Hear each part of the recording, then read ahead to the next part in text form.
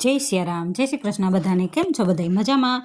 તો આજે મારે ઘરે મહેમાન આવવાના હતા પિયરથી, ભાઈ ને ભાભીને. એટલે હું દાબામાં જોવા ગઈ કે કેરી પાકી કે નહીં. તો એક દાબામાં જોયું તો એમાં તો કેરી પાકી નહોતી. પછી બીજા દાબામાં જોયું તો એમાં પણ કેરી પાકી નહોતી ને જે પીળી દેખાય છે એ પણ અડધી કાચી હતી. પછી ત્રીજા દાબામાં જોયું તો એમાં કેરી પાકી ગઈ હતી. એટલે એમાંથી મેં મસ્ત સારી સારી કેરી હતી એ બધી લઈ લીધી. ને પછી રસોઈમાં રસ ને પૂરી ને શાક ને ભજીયા ને ચટણી ને એવું બધું બનાવવાનું હતું. એટલે કેરી લઈ અને ધોઈને રસ પહેલાં બનાવી નાખ્યો. અને મહેમાન પણ બધા આવી ગયા હતા. એટલે મેં ને ભાભીએ મળીને બધી રસોઈ કરી નાખી. અને જો બધાય જમવા પણ બેસી ગયા છે. અમારા ભાઈ ને ભાભી છે અને બે એની બેબી છે. અને બધાય જમવા બેસી ગયા. ને હું ગરમા ગરમ ભજીયા ઉતારતી ગઈ. એટલે બધાય જમતા ગયા. ગરમા ગરમ ભજીયા હોય તો મજા આવી જાય જમવાની.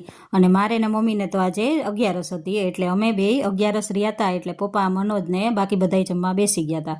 તો તમને આ વિડીયો પસંદ આવ્યો હોય તો લાઇક શેર ને સબસ્ક્રાઈબ કરવાનું ન ભૂલતા. પછી હું પણ ફરાળ કરવા બેસી ગઈ, ચેવડો અને વેફર.